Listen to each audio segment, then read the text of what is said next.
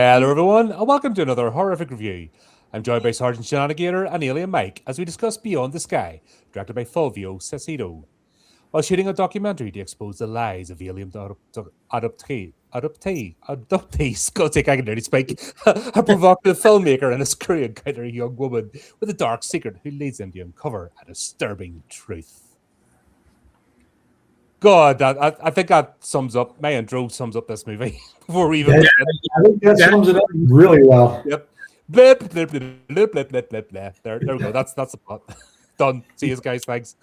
You want to mute movie reviews? First 5 seconds, you got it. Yep. Good to see you guys. Welcome. How's it going, man? We've been trying to get this set up for a bit to get on and talk about something fun and conspiracy theory related and alien abduction related. And excited in this movie. And this was the perfect movie for that. This is fantastic. I didn't know what to expect going in, and I was lulled into a false sense of security by the beginning. I thought this was going to be a good movie. I thought this was going to be like a gripping drama of somebody trying to uncover the truth and getting in as a skeptic and then becoming a true believer from experiences. What I was thinking it was going to be, I was hoping it was going to go that way. Well, when you watch the first few minutes, that's what it seems like. It seems like it's going to bring you in all the way, and no.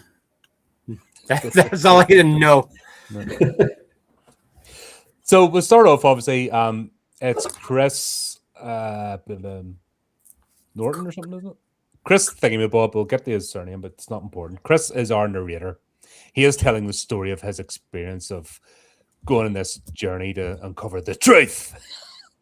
And he's been a filmmaker since he was 7 years of age or something, because he had a handy cam, back in the day. I think this movie's set in like the 90s, isn't it? Looks like a sort of 90s tech. I believe that's 90s, yeah. Yeah, like we're seeing early mobile phones. Like we're not seeing anything. No, even though it was made in 2018, there was no smartphones and anything like that we had. So we're getting sort of late analog, early digital era setting. So we've got him and what a lovely family he's grown up with. Oh, it was a wonderful family. You just felt the happiness and joy from the start, and I thought they were going to use that, childhood trauma, repressed memories. I thought that was going to be the thing. I thought so too, and it came in the end. I mean, they talked about it again or showed it again, but that was it. Like there was no point. Like there was absolutely no need for that beginning at all, except to show he had a camera. Yep. They could have done that at a park, having him film birds, and it would have been the same thing. Yeah, because it gave you the impression this was central to the plot, his experience as a child and the abduction of his mother, and it went nowhere. Yeah. The abduction of his mother would have made sense if he was talking about that, but he didn't even remember it at that point. No, it made no sense. Mom just disappeared. Why did he go down this path? Yeah. So here's my whole thing. I'm a bit of a skeptic. Maybe you get, because obviously you the professional investigators. I'm just the layman that talks about movies. I'm trying to put it across like wildlife. So where you've got like catch and release and tag and dolphins and stuff, right? And it's the whole point is when you hear the people talking, it's about causing minimum stress, just disturbing the animals the least, etc., etc.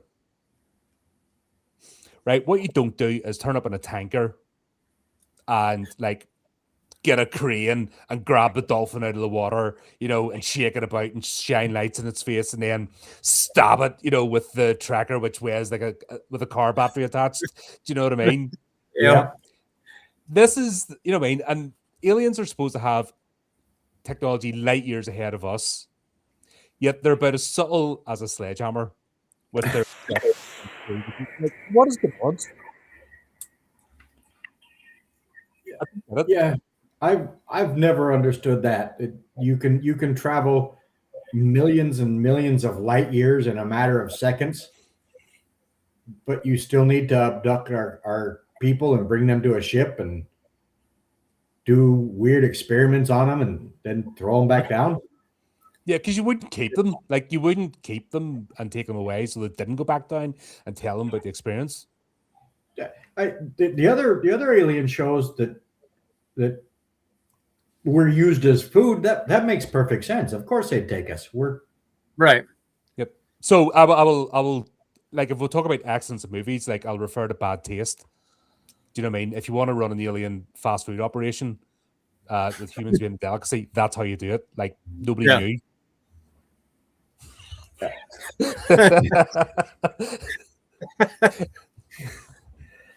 excuse me. Like, you know, I just don't get it. And every one of these type of movies, we were sort of talking before we went live, are this clunky.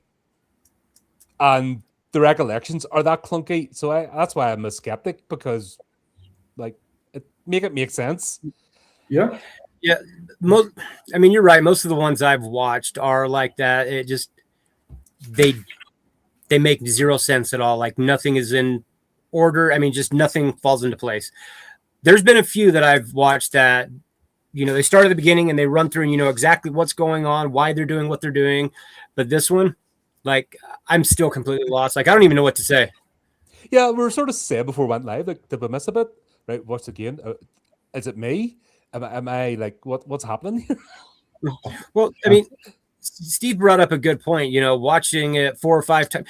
Obviously, you know, if you don't understand something, you watch it again, hope you catch it. And I mean, I've got it on right now and none of it makes any sense. Like, I've missed half of it. Like, I know what happened in the story. I know what the story is, but none of it works. And I think starting out when your biggest actress is the daughter from the TV show Eureka, it's not going to go anywhere. the girl that played Emily got Dee Wallace in from Critters fame, and that didn't. Well, didn't help. I mean, what got me to watch it originally was Don Stark, who was one of the dads on That 70s Show. And I've always loved him. And so I put it on, and it was kind of just disappointing to see that he went to something like that. We've all done jobs, you know what I mean? We're not proud of. So. Yeah. That's the thing. Well, the longer I've done this, the less I blame the actors. Actually, they are irrelevant. Yeah. That's become my opinion over the years. Is it doesn't matter who's acting in the film. You look at the writers, you look at the director. It's all because it's their. I'm pretty sure that the writers and directors here are currently working at a freaking gas station somewhere in New Mexico right now, trying to come up with their next big hit. I wouldn't trust them guys to work in a gas station. No, I wouldn't either. Could you imagine trying to fill up your car? They'd be putting it in through the window or something. Like, that's the way their brains work. Pretty much. That's unfair to gas station workers. They're competent. They know what they have to do. They can, like, imagine counting up until at night. 5s, 20. No. The squiggly shape. Yeah. Yeah. But even the start. So it starts off, okay, so Chris is going basically to attend one of these conferences for survivors of alien abductions, and he's going to interview some of the people involved, apparently. And there was a good opening there because you can kind of see how this could be a moneymaker, how it can be like one of those pseudo support groups. Put it today, you know, like social media groups for mental health. Like a lot of people swarm to. They don't get professional help. They don't actually deal with their problems, but they join these pseudo groups, and they actually just make their conditions worse. Yep. Because then, if they get better, they're not part of the group anymore. So it becomes that like destructive cycle. Yep. They just feed off of each other's negativity, insecurities. Yeah, that's the way I saw these groups. There was something to there was something to lean into. Mhm. And if they'd have followed that track, I think it would have been a lot better than it was. Yeah.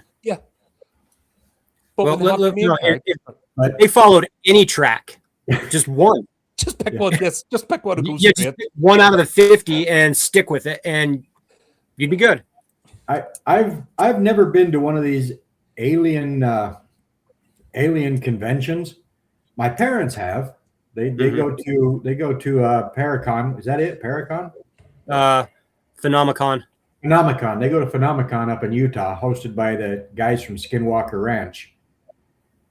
There are no support groups there. No. It's just people that have an interest to listen to the stories and look at what evidence they have. And there was none of that in this conference that's supposed to be in Roswell, New Mexico, the home of the largest alien convention, even back in the 90s. And there was 12 people in the audience? yeah. It seemed to just focus on when Chris was interviewing the one guy before that girl Trevor comes in, and Trevor telling him, I think it was Trevor. Trevor, yeah, yep. And well, when you say interview,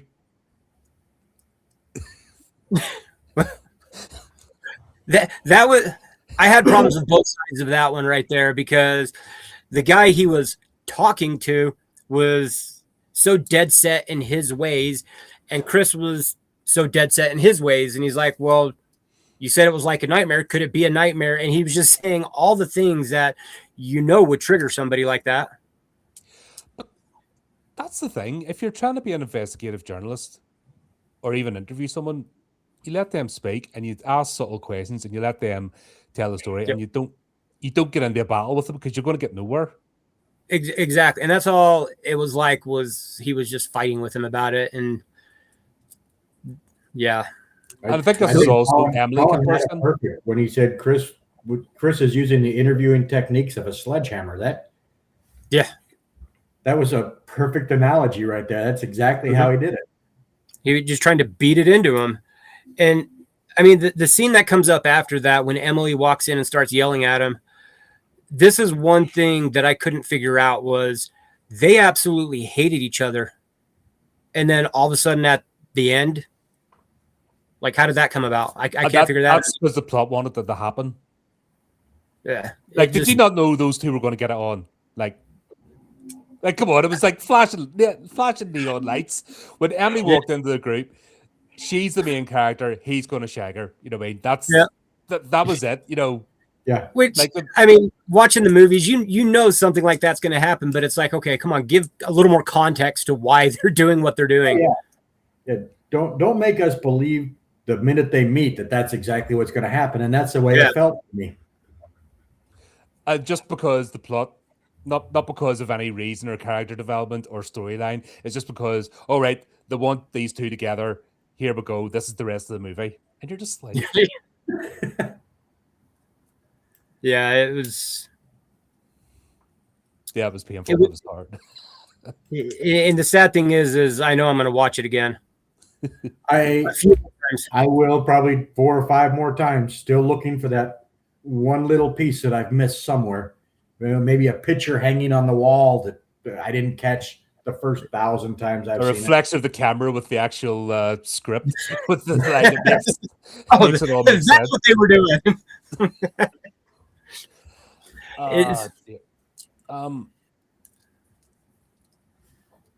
Yeah, it turns out Emily is a regular, like, it's not even, she's a frequent flyer. Because yeah. Well, she was frequent flyer. I just started a little while ago, again, before we got on, and I didn't catch this the first few times I watched it, but apparently she was abducted at 7, and then at 14 years, yep, and then at 21, and now she's only turning 20. She was like 19 or something, about to turn 20, wasn't she? Yeah, so some got lost. Because 21 would make sense if it was every 7 years they decide to bring it re-Emily again. Once again, catch a release. You know, it's like everybody sat around and went, shit, what were we going to do here? I don't know. Let's rewrite the script. Just not all the way, just from this point. Let's go. That's what it felt like. They got those writing prompt cards and just like playing them like poker. Just slap it down. Right, we're going here now. Oh dear. To me, I think this would have been better written and directed by Kevin Smith. Oh, I would have loved or Jay and Silent Bob Meet the UFOs. There would have been some structure to it, at least. At least. Yeah, even if it was a mockumentary on the culture. Yeah. But I mean, you said it right at the beginning. You thought, once you put it on, you think this is going to be a great drama that's going to be gripping. It's going to pull you in. And then the way it goes, it's like the cinematography is nice.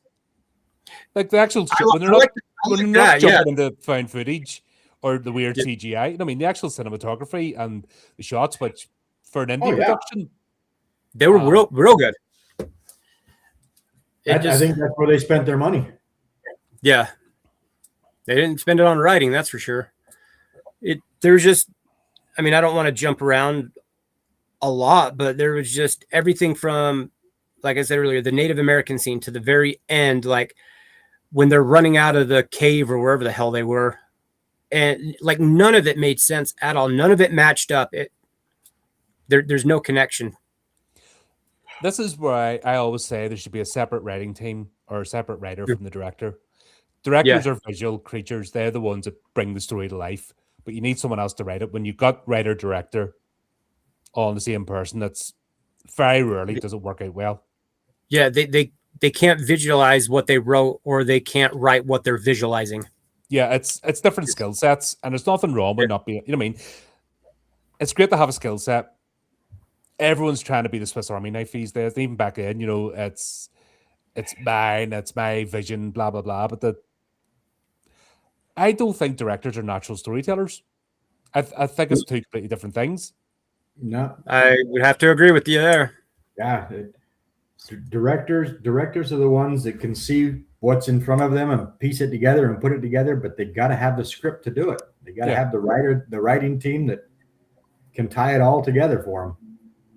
Yeah, and it's a collaborative effort. It's well, not only that, you've got to, when you hire actors and actresses to do it, you've got to know that they can fulfill those roles. And there was some of, like, I can't even remember the guy's name. Bill.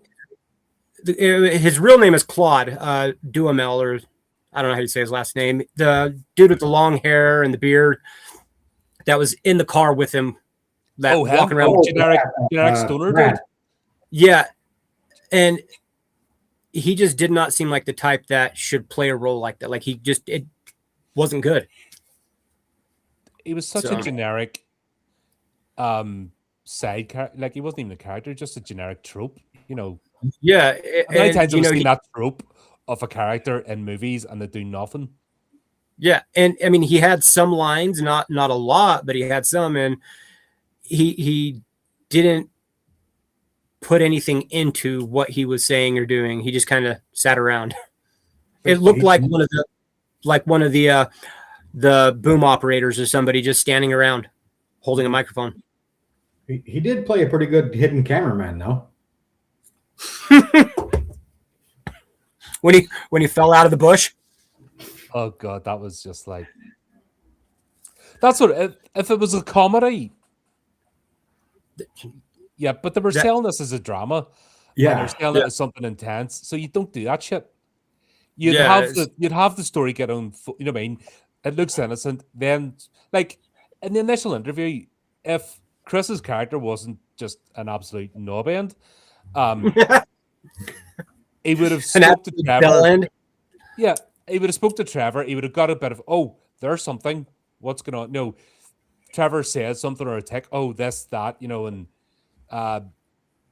give him something to bite into, like, as in, oh, right, I want to follow this up. There's something going on in this town. Give him a reason to stay and not just do the interviews and go off. And even the fact he's screaming and shouting and actually disrupting an entire conference. Yeah. Like, who the hell does that if you're an investigative journalist trying to wheedle information out of people? Yeah, you don't do it. Oh, no. You got to do it a certain way. I mean, and I don't know if they sit down and listen. You can annihilate him in post-production. Yeah. And see, I didn't know if they were trying to portray him as that type of character or what. I mean, it didn't work at all. I think Chris's character is actually the weakest one in this. I think so. Yep. When I think about it now, like, he's the linchpin. It's his investigation. It's what he's going to uncover. What's motivating him. And we get nothing. Like you said, from the start to that opening, him with the camera, the family scene, we're getting no reason for his motivations. No. Yeah. Other than just he's going to have Emily at the end. That's it. Yeah.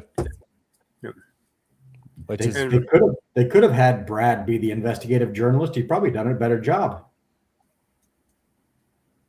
Even him just being if it's set it in current day and him being a blogger, or a vlogger or something, and just go around and all of a sudden something gets uncovered. Like, there's 100 ways they could have fixed this, but oh well, it is what it is, and we're sort of going along with it. And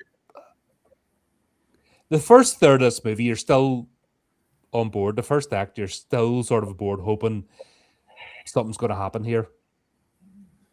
See, for me, I think it was a bit opposite. It was the first, half of the movie. I was like, this is absolutely stupid. It makes no sense when you jump from his mom disappearing, his dad, I can't even remember what happened. I don't know if he died or what happened. I don't even remember. About that. Yeah, he lived on and died a better old man and still held on to his story.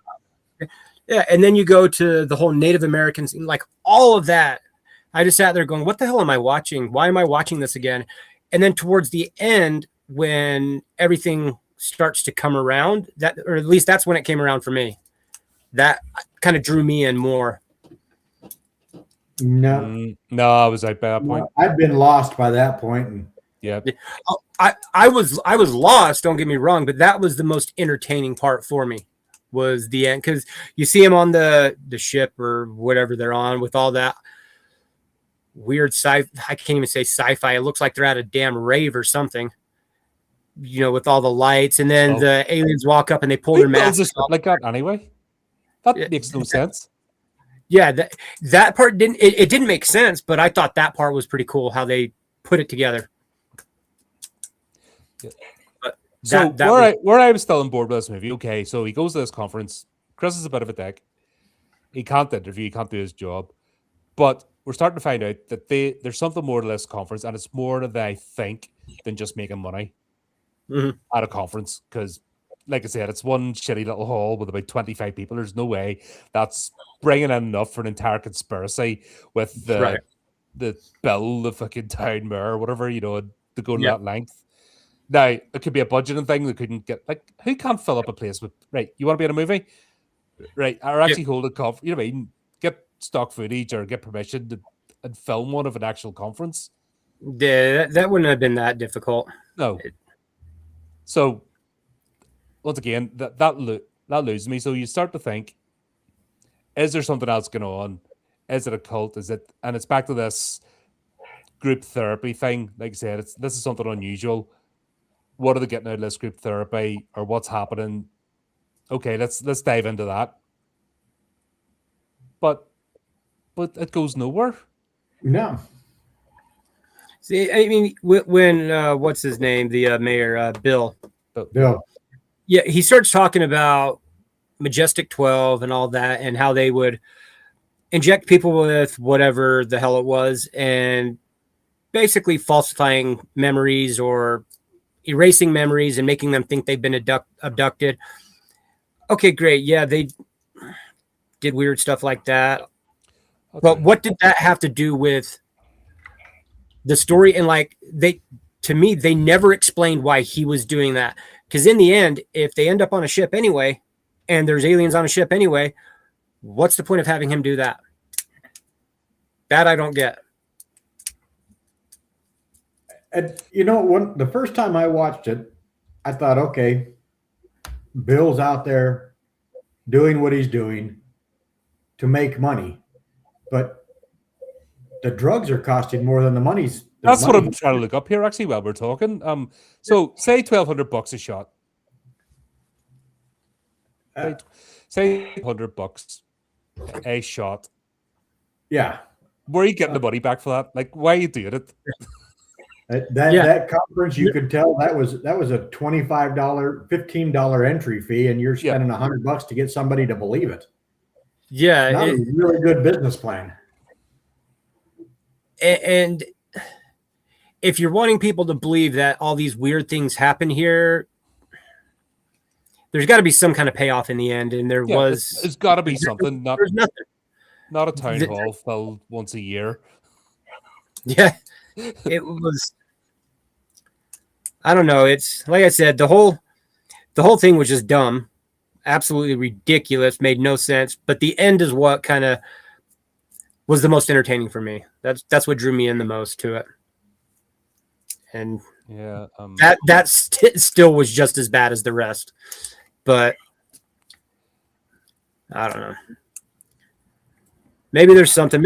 Steve, maybe we'll catch something in one of the next dozen times we watch it that will link everything together. Yeah. So, I know going from the conference where he's going after this guy to now he's in Emily's backyard.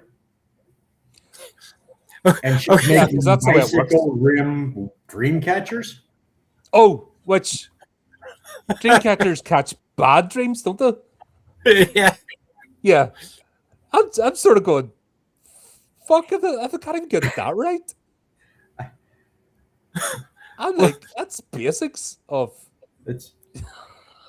I think the drugs Bill was using, they were using on the cast. I mean, my 11-year-old could write a better screenplay than that. That was.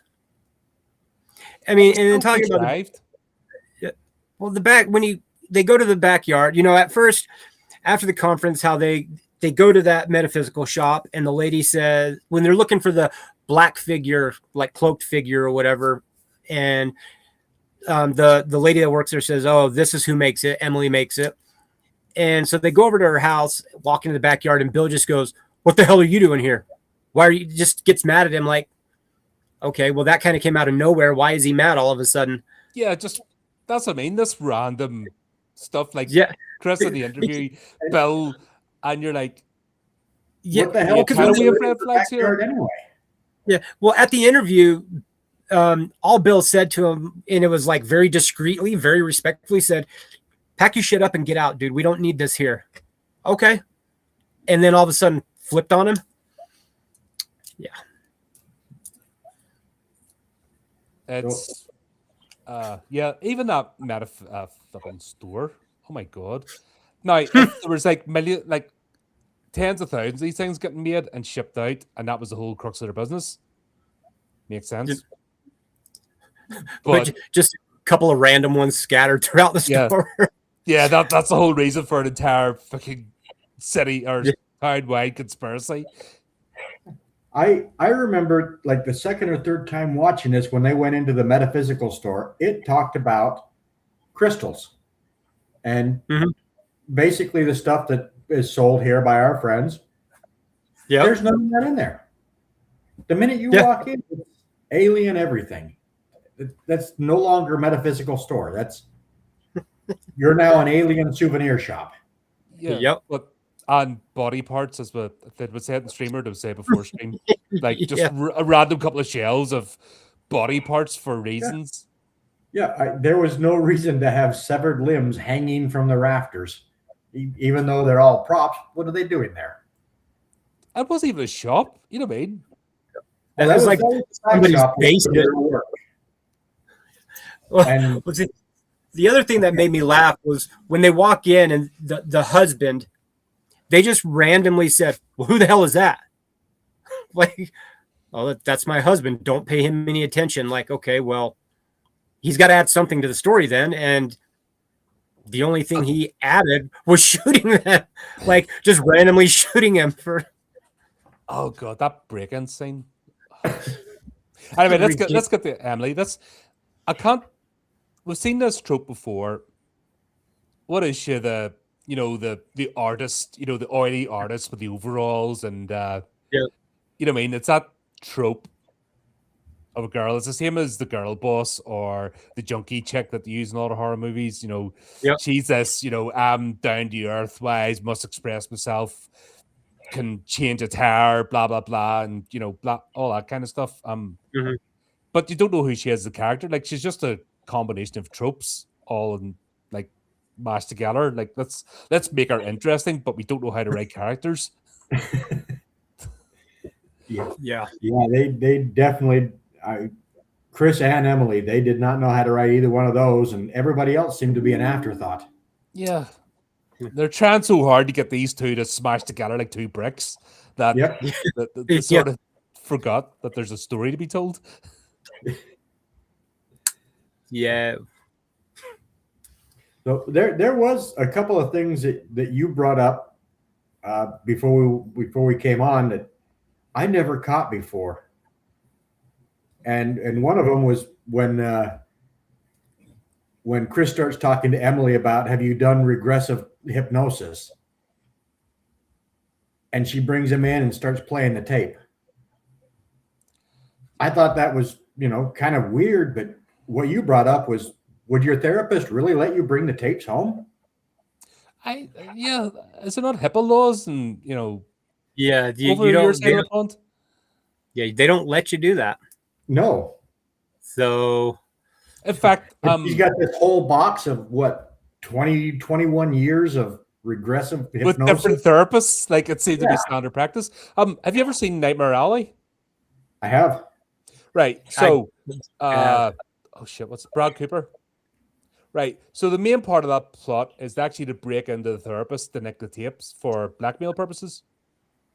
Mm-hmm. That was the whole plot in the movie, was to actually sneak in and actually get where they're securely held and break them out. Like, that's how these things are. They're medical records. They're part of people's lives. It's you keep under lock and key. Right. It has to go with the same law. They get destroyed after so often or what, or if they need to be. I think you have to keep, over the UK, you have to keep medical records 20 years after someone's death, just in case something, happens. I'm not sure what it is over here, but I'm sure it's not just, they're dead, throw it out. No, it's 20 years after the person's death. That's, that's the way it works. So anything like that, just in case something happens, and then I can't. No, but she just gets all the tapes. Here's a copy. Time to make copies for her either. Yeah. So, the only thing I could think of is, if she has the copies, it has to be inside, like an inside job with all of them. Like they're all a part of it, with Bill, and like all mashed together. That's all I could think is, they're like, I don't care. We're faking it anyway. Have them. You're not going to prove anything. Yeah, that's, I don't know. It just felt, everything about this feels so contrived. Yep. Let's show, the audience are dumb. Let's not, let's just do it, or we need that. Another feeling I'm getting is this is maybe a short and it didn't know how to make it into a feature. So everything in this is padding just to fill in time. Yep. And this was made right around the time that the U.S. started saying there's something out there. So maybe they just jumped on the bandwagon and thought, we're going to make a UFO movie and everybody's going to watch it. It's going to be great. Yeah. What's it going to be about? I don't know. Hour, 45 minutes? No, it was only an hour 30. Thankfully, it wasn't in the last one. I was already struggling. I know when I'm looking at the bar, how much of this shit's left. When you start going, is this over yet? Yeah, I mean, most movies, no matter how stupid and low budget or just ridiculous they are, I can find something entertaining that's going to keep me engaged. Either I'm laughing and making fun of it, or something. And this one, I just kind of went, "Wait, what? Why the hell? What?" Yeah. I could not figure anything out, and I fell asleep to it multiple times. I know that. It Well, just at least it serves a purpose. That might be it. It's under Yeah.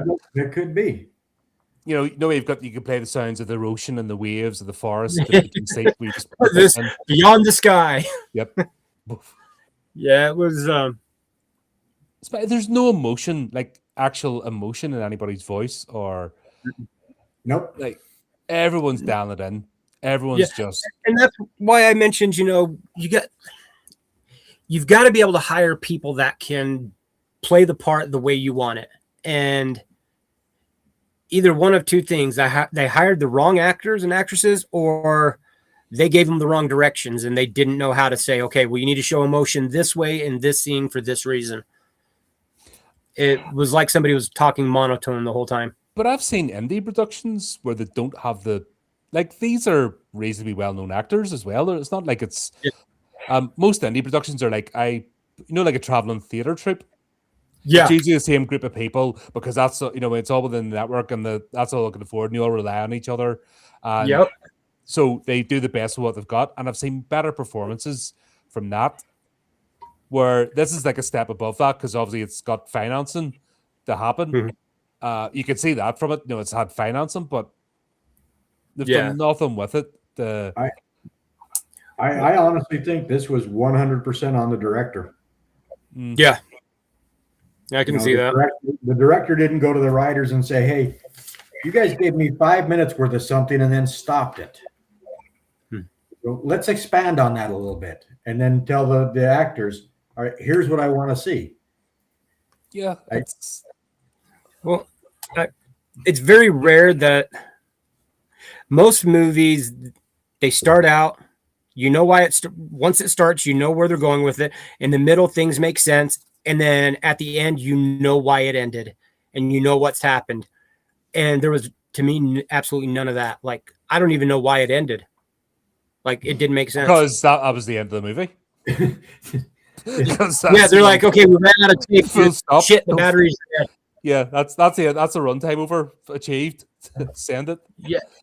There are some movies I watch. I wonder what ended up on the cutting room floor. And I don't think anything ended up on the cutting room floor in this one. I think they were padding. I think they were struggling to fill the more I think about this, they were padding. Yeah. So many scenes have just been elongated just to fill up time. Yep. I'm surprised we didn't see like an episode of MASH in the middle of it because that would have everything that was going on. Jamie Farr running through in a dress somewhere. Yeah.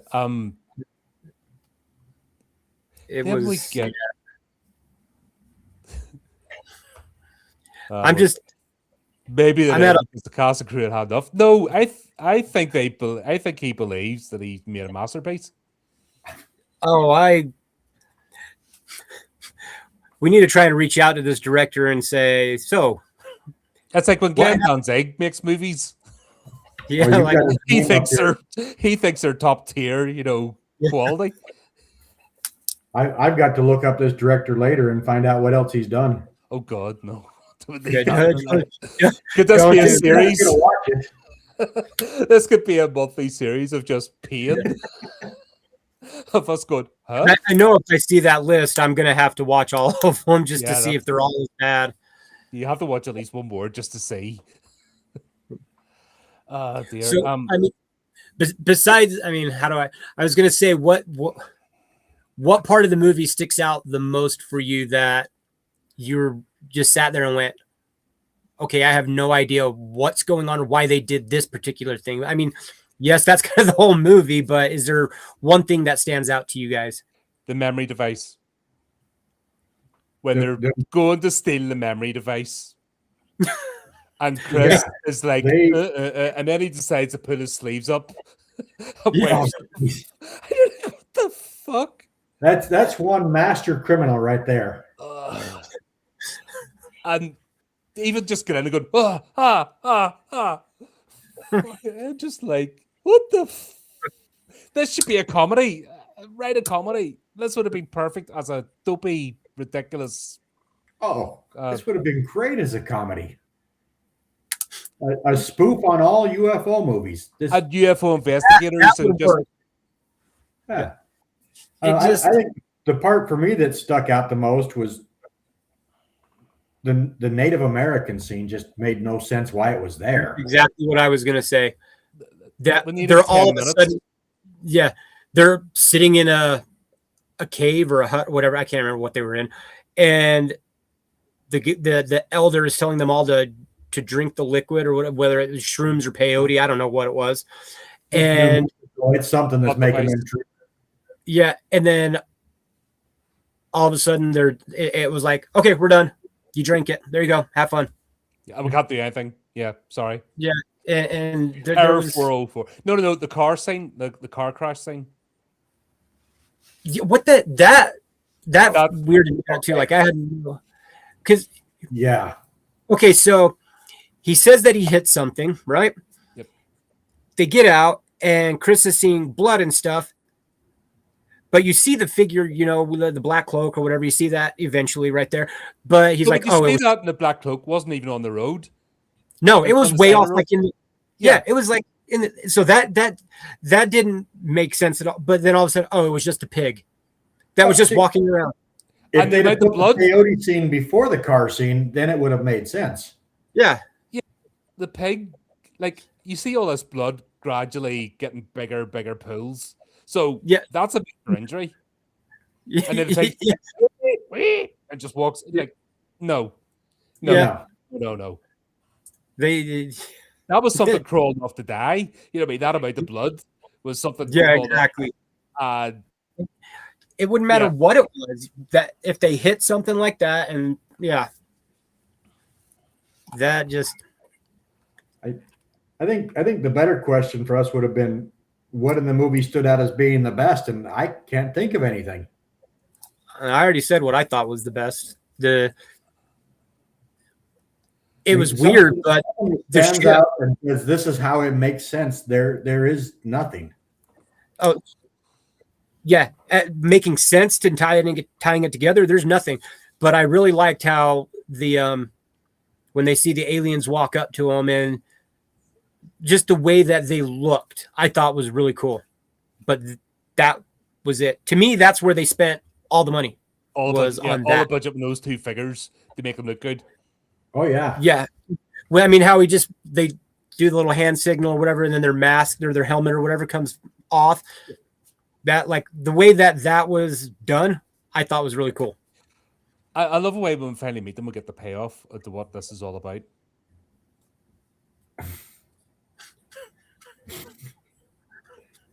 If you can figure out what this was all about, yeah. I'd love to hear it. Yeah. Well, when he's showing the memories, the aliens are showing the memories, and he's like, "Well, I don't remember that." Oh, and hang on. Don't forget Ashes. memories. This is from third-person perspective memories. Yeah. Yeah. That's the way your brain works. You look at yourself from a third perspective. You don't look from your eyeballs. Apparently, your eyeballs leave your head and turn around and watch you. That was what weirded me out. I was like, wait a minute, who the hell is filming this now? Because like you said, you're not seeing it from a third person. You wouldn't. So that I could not understand. Like, well, why are they showing them? That made no sense to what it was about. No. And then he just said, leave us alone, or whatever he said. We just want to go home. I can't remember what the hell he said. And then they woke up on the ground. Okay. We'll have to talk about the found footage stuff.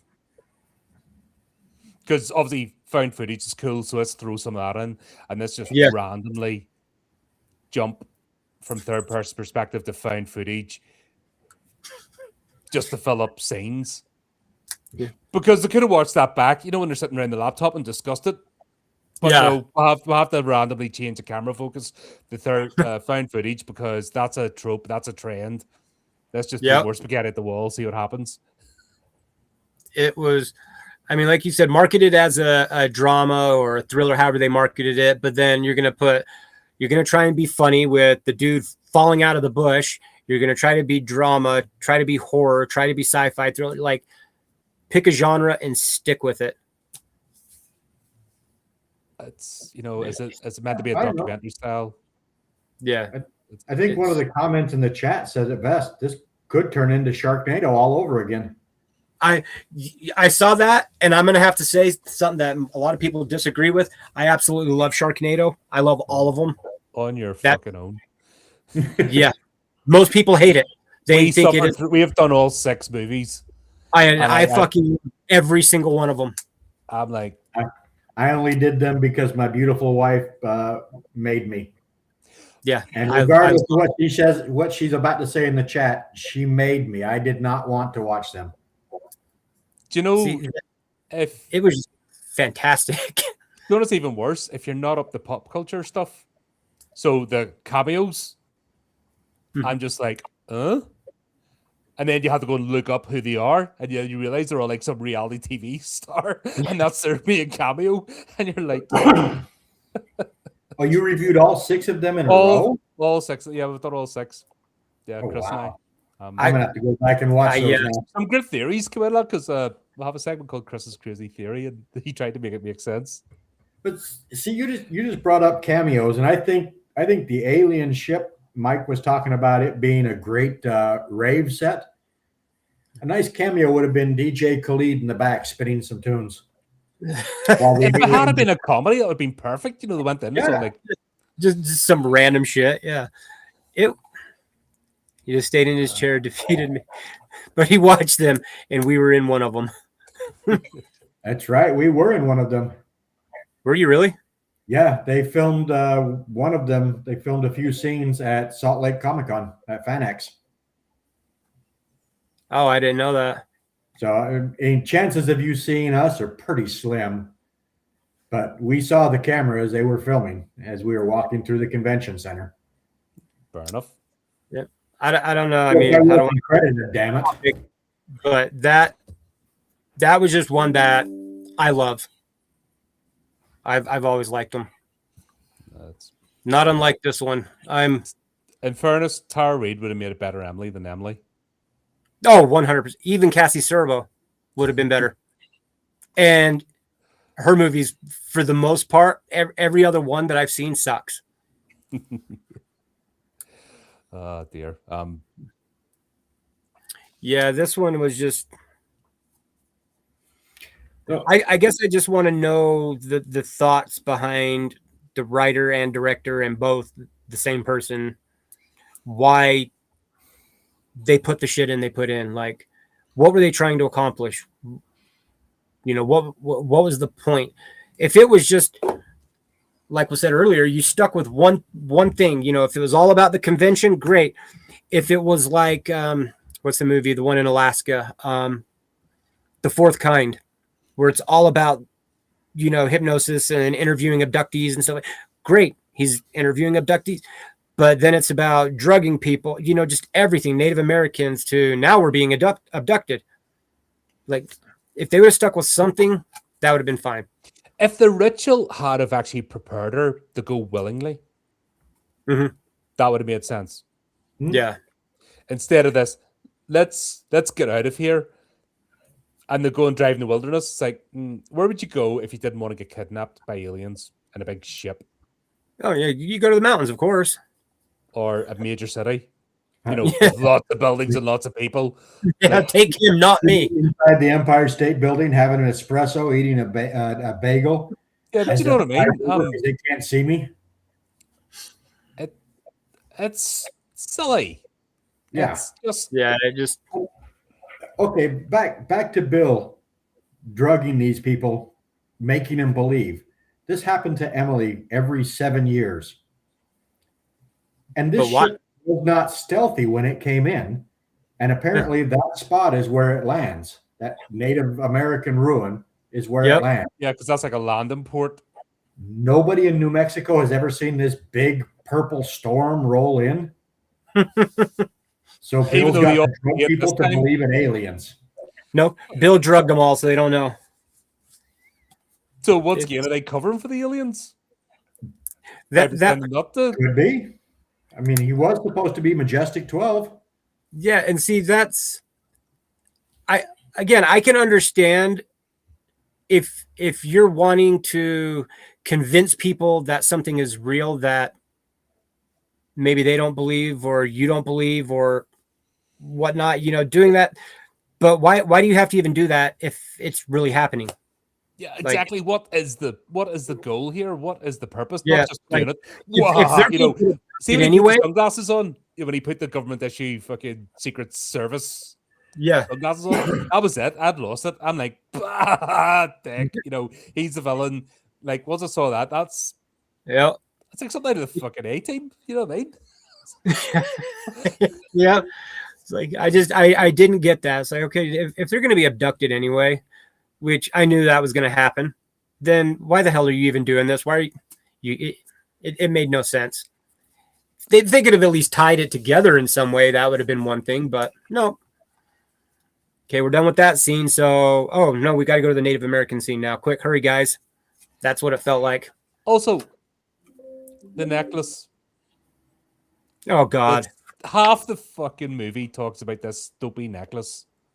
The arrowhead or whatever the hell it was. That she doesn't, or she says she got it from somewhere, and then all of a sudden she says, "Oh no, I just made that up. I don't even know where I got it from." What the fuck? Yeah, and then she actually gets it from her junkie mother or something, for reasons. If I had been the key to something, or she was given this, and that's what kept them tracking her,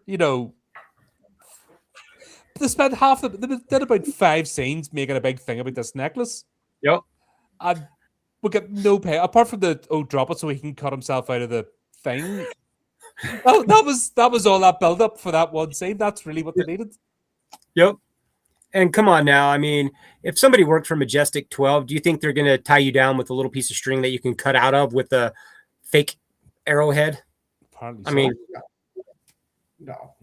Because they spent all the money on this working for a government agency. They've got handcuffs. Yeah.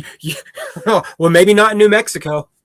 And they've definitely got something better than a dolly that they can strap you to.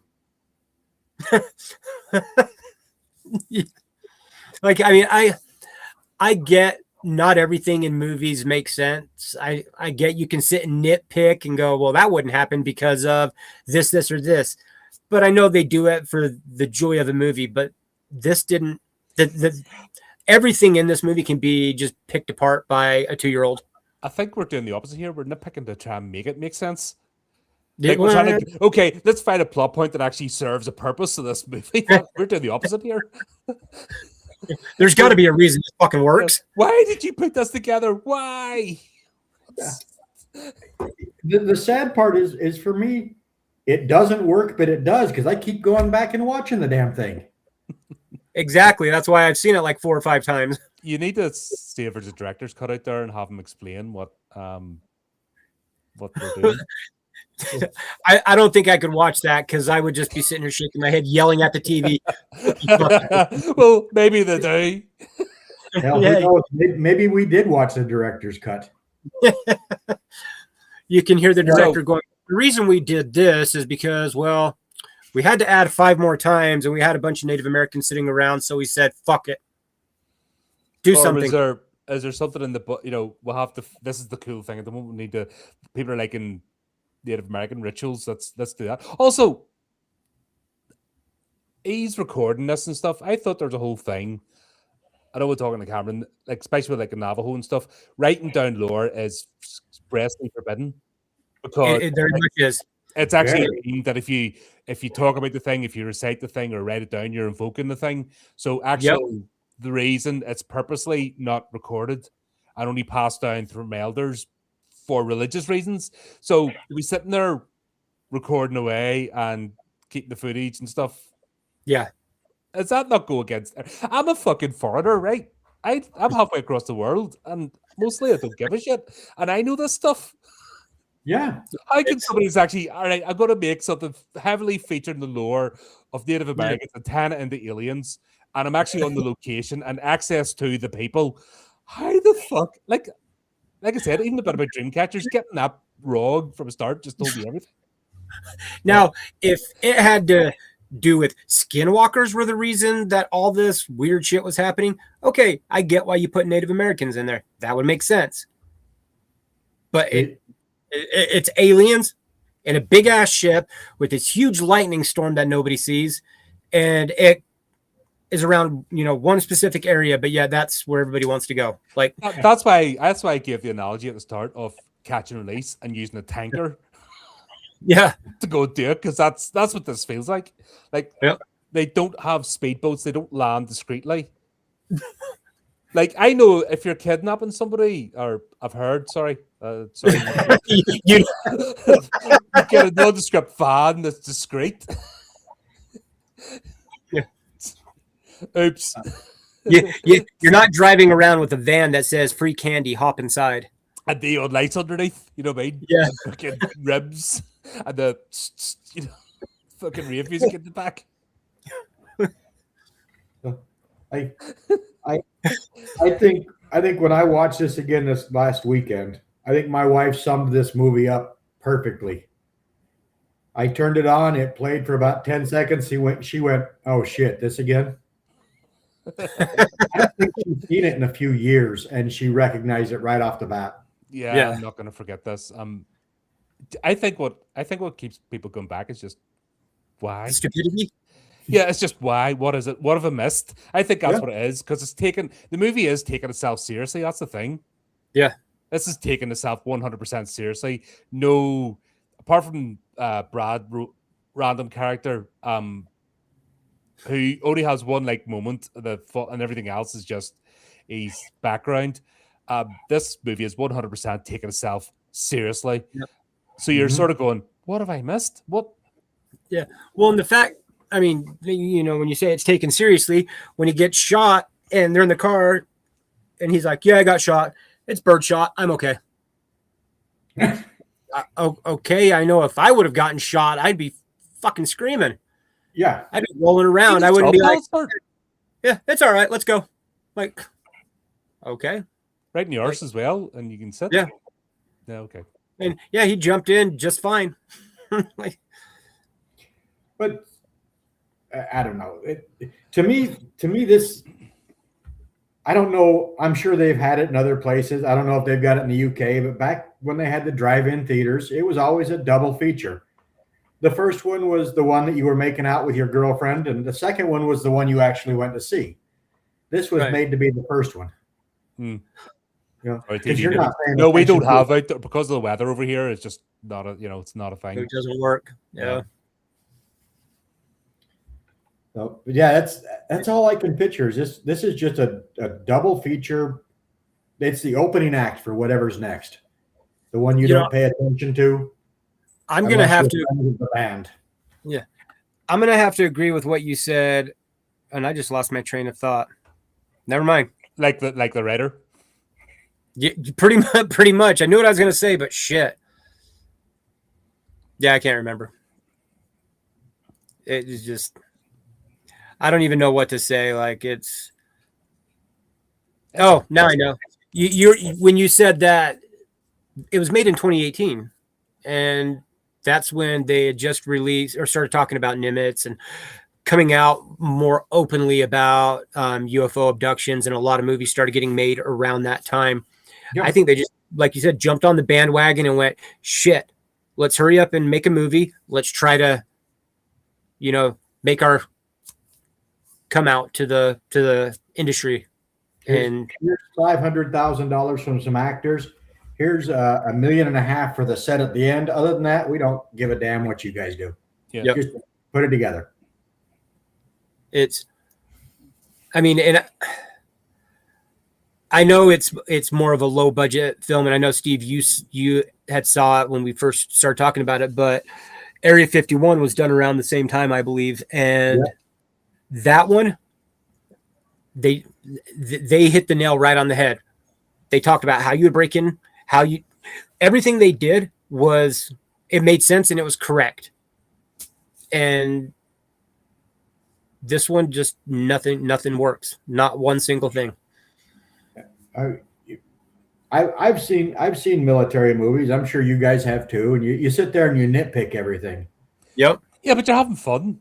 Yeah. Right. You're still having fun, and it's part of that. What the never-ending mag? That's always the one, or yeah, blah blah blah.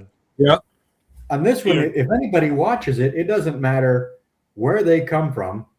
You know, military, civilian, UFO believer, skeptic. There's something that you're going to nitpick on this, guaranteed. There's not a person out there, except for maybe the director, that went, "Hey, that's a decent movie." Yeah. Yep. He's like the equivalent. Like I said, I think he's the equivalent of Glenn Danzig, sci-fi movies, because he's the only one who thinks this is a masterpiece.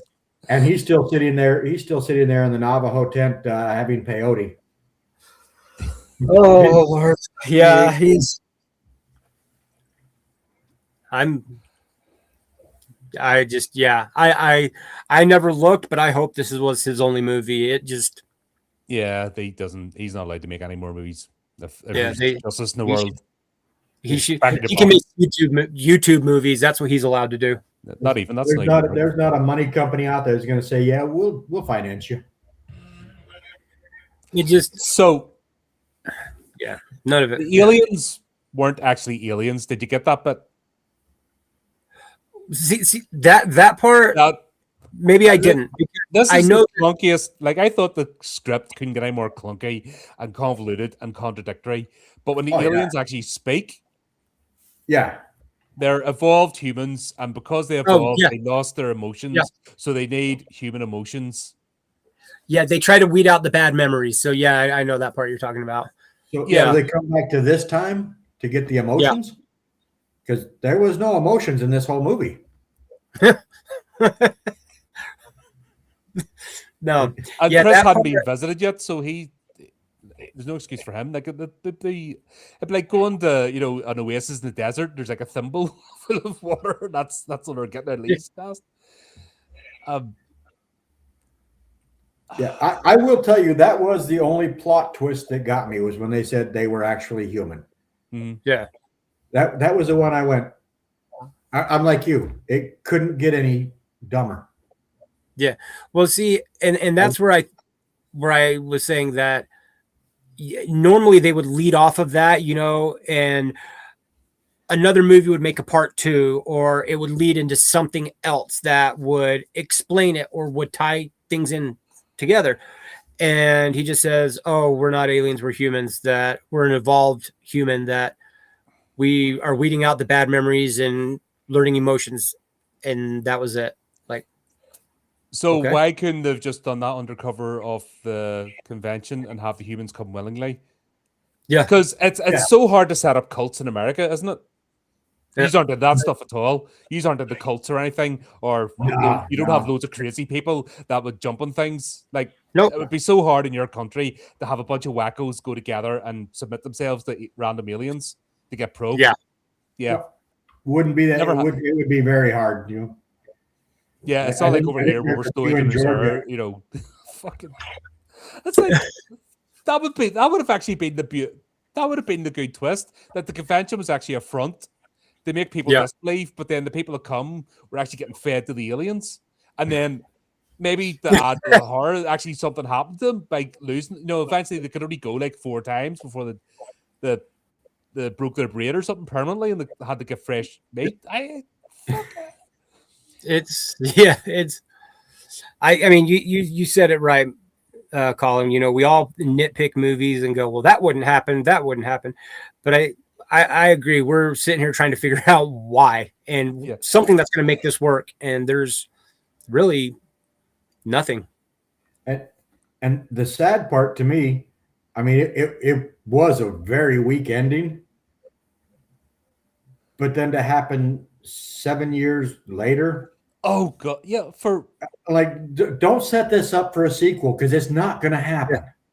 Okay, that maybe I know the part that I just watched it, that part today again. So it's 7 years later, and correct me if I'm wrong, but isn't that their kid? Yes, with the camera this time. Yeah. What the fuck? Do you know what I think they were trying to do? Is at the start was the camera scene of the kid, and it was the unhappy family. So now they're doing the happy family with like, the kid with the camera. broke Yeah, the okay. cycle. Yeah, and you're like, fuck off. Yeah, that I looked at Just that and fuck right off. If this I- had been about abuse and undercover, why didn't Chris believe it was aliens? And then it got uncovered that they actually know he came from a shitty family and his mother ran out on him. That would have actually, if they had actually flipped that, but they did it the other way around. Yep. I was when that ended the first time I watched it, I was like, wait, what? What? Am I seeing this correct? What the fuck? And then I keep watching it. So one of these days I'll figure something out, I think. No, I don't think there's anything to. No, you won't. No. I think we have to go down to the Navajo tribe and do peyote. The only way to figure this one out. Yeah. go down to the Navajo tribe and find the actors. Yeah, say what the hell were you guys doing in this film? Like, why? Fovio. Yeah, it was just it was bad, and I don't think there's really, other than me thinking the aliens, the way they looked was cool. There's the whole UFO inside the UFO thing. I thought that's where their entire budget was. That was amazing graphics, amazing art. The aliens were perfect. Everything else was an afterthought. Yeah. Well, see, now when everybody dressed, you saw everybody was dressed in the cloak or whatever, and they had the lights on their face when they were kidnapping them or whatever the hell they were doing. And then you see the aliens at the end. It was like, if you can make aliens and you can make their costume and you can make it look that, to me, that good right there, you could have put more effort into the costumes that they were wearing when they kidnapped them, to make, but it looked like, well, they had those cattle prod taser things, and it's like, okay, ridiculous. Well, yeah. It's like, okay, well, you're not on a farm, dude. You're not raising cattle or horses out here. Come on now. Why do you, like, it didn't add anything to it. I think that ending inside the UFO, I think that was somebody else's set. And they're just like, hey, we're not going to be using this afternoon. You guys come on in and check it out. And they started a 5-minute ending in here and use their stuff. Yeah, it doesn't match the rest of the movie because most movies, no matter how good or bad, they start out, people go into them generally high budget, really good. And then when they start running low on the funds, that's when they're like, shit, we got to figure out something to pull this shit fest together. Mm-hmm. And this one was the complete opposite. I think Mike just solved it. They filmed this one in reverse. Yep. They started with the end, the beginning. Yep. Yeah, they built this whole set. They went to the CGI company and, that looks amazing. Right, how do we make this happen? Mm-hmm. And they're like, we've only $10,000 left. Oh crap! Yeah. Now we got to figure out what to do. This big D. Williams up again. The arrival of the UFO to me that rivals Close Encounters of the Third Kind. I mean, it was that spectacular. Yeah, but there was also like a 30-year difference. Yeah, 40. Well, more than that, 40. Don't make me that old, man. Come on. I'm over 40, so come on now. So, but if that's the whole point of the movie, is to get to that point where the graphics are really good, and if that's the point, Steve, that was a shit point. Yeah, it was. Because the cinematography didn't even match. It changed when it was a completely different movie. It didn't even match him with the tone or anything. And that's why that part, like, that's what drew me in, like, because of how well it looked, how good it looked. And it just, I don't know what to say. I mean, it's the rest of the movie was filmed with that camera right over there, that I got off eBay for like $199. What? Oh, yours? I was gonna Yeah. say I didn't get this for $199. Oh, no, I'm talking about that Chinese one over there. It doesn't even have a brand name on it. Yeah, they I need to get a roving ones for good out. I'll be hitting the road soon and get out and doing stuff. I need to get a looking in the cameras. I don't want to spend a fortune. Yeah. like are you looking for a video camera or Yeah, video camera because I want to interview people and actually set up a desk with a mic. well, just like this one will do video and still photos. That's what I use. But yeah, if you're looking for cheap, that's not, or cheaper, not a lot, that's not the route to go. Yeah, that's one of them. Sorry, we're going off on tangents here because I think we're talking about this movie. It was this movie was disjointed. It was a mess. Nobody gave a shit. Like nobody in this movie gives it. Nobody is committed because they're just turning up. Well, I'll sum it up in my opinion. We already talked about this. Steve, you mentioned. All right, they filmed it in reverse. That's there. And then if they would have stuck to one thing, one topic, whether it be the Native American scene and then maybe make them skinwalkers, or stuck with just Majestic 12 or whatever, but to throw all of it in there, it doesn't work. They should have stuck to one thing and then it would have been a lot better. Yeah. And that's my take on it. Stick to Chris and Emily.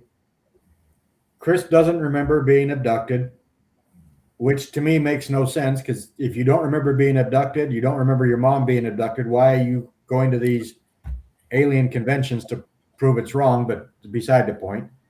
Okay, that brings up another point. I don't recall. I mean, I know he doesn't remember being abducted. I know all that, but does it ever go into why he doesn't believe it, or it's just like it had to do with his mom. That was it. But he didn't say she was abducted. I'm just going to these because of something that happened when I was younger. She doesn't come home, and I don't remember where she went. So my natural reaction. No. His dad started saying it was aliens, and that's when he started. Oh, okay. To disprove it because he hates his father. Because okay, I must have missed that part then. So go from that to the convention. Make the convention a little bigger. Get rid of Bill. Get rid of the film at a convention would have been cheaper. That line. Yeah. Would it not have been cheaper to film at a convention, get the rights, than hire 25 extras? Yeah. Well, and then when you bring up Bill, I mean, that guy, Don Stark, is in one from that 70s show. I can't remember the names of the others, but he was in a lot of, especially TV shows where, like more not like Law and Order or New York style cop shows and stuff. He's in a lot of stuff like that. So he's well known. And to hire him, it's not going to be cheap. So if you're going to make a low budget movie, or you want to keep the money for the movie itself, you don't hire actors that are going to cost you an arm and a leg. Yeah. No. And they may as well have put him in white flannel and a white fedora, with his sunglasses, and give him a mustache to twirl, because that's all the purpose he served. And he didn't actually add anything to the plot. He just took up time. Yeah. And that was, again, that's what initially drew me into the movie, was him. That made me want to watch it the first time. And after that, it's like, okay, why the fuck were you even here? You're injecting people with something, and then okay, here's another point. He starts having that heart attack or whatever the hell he's having, and you see how Chris is like, wait, trying to go. He hates the guy, but he's like, shit, do I go over there and help him? What do I? And I'm sorry, if somebody strapped me to a truck haul thing, gurney, and was injecting me with stuff, I'm not going to be very sympathetic. No. Have fun, dude. Yeah. Yes. Sucks to be you. See you. Right. No. The whole thing was just like 5 to 7 minutes of a different story. Yeah. You got 5 to 7 minutes of Chris, his dad, and his mom. Yeah. I mean, what movie, but that's it. 5 to 7 minutes of the memory device, 5 to 7 minutes of Bill, it was honestly like it reminded me of like Tales from the Crypt or something like that, where it's kind of the horror anthology where it's one story and then it kind of goes into the next story and then into the next. That's what it reminded me of. This just- was just not as YouTube good. shorts all combined together into one movie. At least Tales from the Crypt tries. Yeah. You know what I mean? At I least miss those movies, even like Tales from the Far Side, there's a through, the wee lads like in a cage, the witches might eat him. At least the stories had sense to the overall. As goofy as that plot was, that's still fun. This was not fun. Yeah. And it is like me and Steve said, is as unfun as it is. I know I'm about halfway through with it up there on the TV. I'm gonna watch it again. I'm gonna try. I'm gonna try. For me, it's about every year. You know, sometimes I'll watch it going, "This is the dorkiest thing I've ever seen." Sometimes I'll watch it going, "Hey, look, a new movie," and then 2 minutes into it, I'm like, "Oh crap, this again." Well, it's on. I might as well just watch it. That's the real mystery, isn't it? That's the real mystery to solve, is what's happening. Is there subliminal messages? Like if I find myself ever watching this again, I know there's something in that movie. I'm getting signals or something to make me come back, and that's how he's been so successful. They're dragging people messages in it, and I think it's paid for by the Indian casinos. It's the number 7. Yeah, it's yeah. And maybe we've all been drugged by Bill. That's why we keep watching it. We don't remember we're watching it, so we started again. Yeah. Get drugged, started again. Check for any marks, you know what I mean? Yeah. How come Emily's the only one with a mark on her?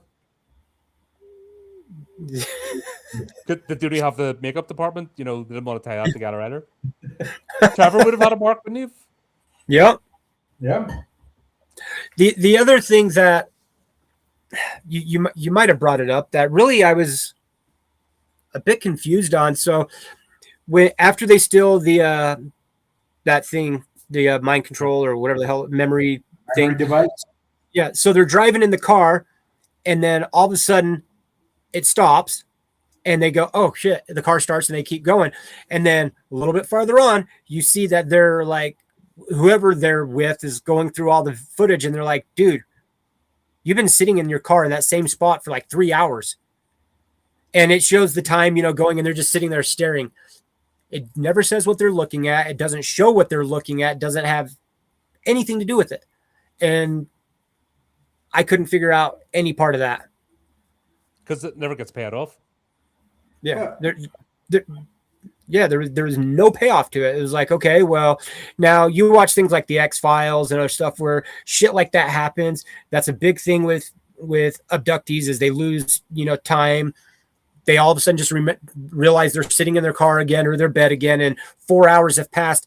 But there's always something that comes after. They figure it out in one way or another.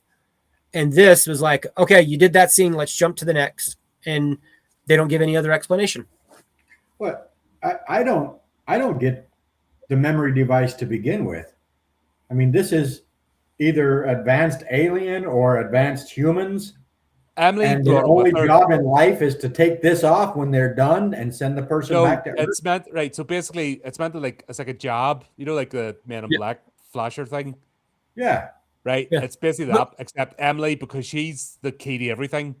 That character trope. She's the girl, the key to everything. She managed to take this one with her, and they never went, "Oh shit!" Like I don't know if you're at a surgery. Don't you count everything in case you leave something inside the body? If you're a mechanic, don't you hang all your spanners up to make sure that nothing, you know what I mean?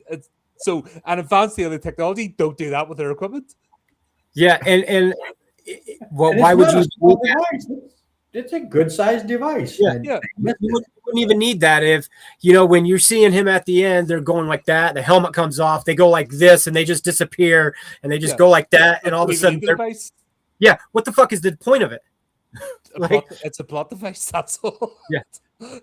But tie in with the statues. Like, if they're collecting memories, why didn't they just all get one of them statues and then they hold it and put their memories in it, and then they bring the statue back, and the convention's used as an excuse for them all to come back with their devices, and the tribe are the ones that have the communication technology, so they actually guide the ship in to let them know when they're ready. You know, fucking at least it would have made sense. The whole thing was just would have been a better writer than every writer they had. Yeah. Just fucking bloody ridiculous. And also, if they only took bad memories, which the aliens said, why is everybody so angry? If you only have bad memories, like my bad memories make me angry. That's why I'm angry, because bad memories, not the good ones. The good ones make me happy. Yeah. That's a very good question. They just did. I know when I'm doing something, whether it's our podcast or the book I'm working on or whatever it is, I do a little thing called research to figure out. You don't come on your podcast talking about, for example, Ash versus Evil Dead and not watch the fucking thing. Yeah, like, actually, in fairness for this, I probably could have come on and not watched this movie, and it would have made as much sense. Yeah, pretty much. I could have sat here having not watched the movie. I just went blah blah blah blah blah, and I probably would have been more coherent. Well, like when you came on the description, and that would have been it. It would have been your intro that you struggled to say whatever the word was, and you went, oh shit. Well, that summed it up right there. Like, okay, yeah, we're done. Yeah, you want to know about the movie? Watch the first 3 seconds of the YouTube. That. Yeah, it was just like, what's going on? Yeah, they did nothing. And see, that's the type of things that I think about. Is I want to know what was going through their mind, like what their thought process was when they were coming up with something like this. This is like when I do a first draft of a story, I get a pen. I do it old school, pen and paper, and I just go, and I just scribble, and it makes absolutely no sense. But that's not the point. The point is, I want to get I've got the ideas. I just want to get them onto something, and then I go over it the second time. They actually see if I've got something there to work with. Yep. It's like they've done that part, and nobody edited, and they went and made a movie out of it. Yep. Maybe they did the rough draft, and that's when the director walked in and went, "This is perfect." Yeah, that's right. They never. Just that's it. It didn't get edited. It almost. I mean, going off that concept, it seems like he wrote the thing, and he could have had somebody that said, "Look, you need to do this different," and he could have been just an egotistical cunt and said, "I'm doing it this way. I don't care," and it turned out the way it turned out. I mean, it's just. Yeah. Like, I don't know why. I don't know why it wasn't nominated for an Academy Award. I really don't. It should have been a top contender. That needs to be a category for Academy Awards, or what are they called? The Oscars or whatever. The shittiest movie. That's usually what they nominate. Which I nobody watches. He even watches the Oscars anymore? Freaking irrelevant. Nope. All right. Now I am going to go look up the Razzies and see if it won a raspberry. What is that? I don't think I heard the Raspberry Awards for the worst movies. The Raspberry Awards are for the worst movies. I don't think that's even hit anybody's radar. Like, most people just, no, and just click off. Like, it's not even worth. The only way that I found this movie is because I'll get into every streaming platform and I just type UFO or alien abduction, or I Google UFO alien abduction movies or something to do with that category. And then whatever pops up, I watch, no matter what it is. And I wish I wouldn't have. Because actually, the reason for covering this movie was actually we've got nefarious reasons. It's a bit of an excuse, to be honest, because obviously you guys on the Midnight Signal podcast, you actually discuss actual alien abductions, actual accounts, and talk about I don't think he's going to actually prove yes or no. You just go, okay, this is the account, let's go through it, the pros and cons, and leave it for people to make up their mind. But yeah, we were trying to find something that we could talk about to sort of segue, bring the two podcasts together so we can have a chat about what you guys do. Do you want to talk about something that actually you put a bit of effort into on like this movie and talk about the Midnight Signal podcast and how it came about and what yous are all about. Ended a positive note because okay, so it was actually, I think, really interesting because for me personally, I had wanted to do something like this for probably 8 to 10 years. And I would talk to my best mate out here all the time about it. And he just had no interest in doing it. He loved the topic, didn't want to do anything as far as a podcast. And I talked to Steve one day and he said, hey, you know, by the way, I'm going to be doing this. And I went, oh shit, that's something I've been looking forward to doing as well. And kind of told him why. And we decided to kind of do it together. And I mean, that's really how it came about for me. Yeah, that's exactly it. I was looking at making a podcast that was going to be focused mostly on Dutchess County here in New York, but it was going to be paranormal. It was going to be UFOs. It's going to be all of it. And Mike and I just got talking one day, and all of a sudden, Midnight Signal podcast is born. Yep. And I mean, you said it right that, Colin, that we go into it and we've had, you know, or I've had, I don't know about Steve, I've had quite a few people that have told me they like the way we do it, because a lot of podcasts or YouTube videos, they just go in and say, well, this is what happened, this is what we're doing, and this is why. And they don't let people make up their mind for the most part. And we put together whatever the episode is about, and we just give the facts that are public knowledge. You know, whatever is out there, we talk about it. And then at the end we say, well, what is your thoughts on it, Steve? And he'll say, well, I believe for this reason, or I don't for this reason.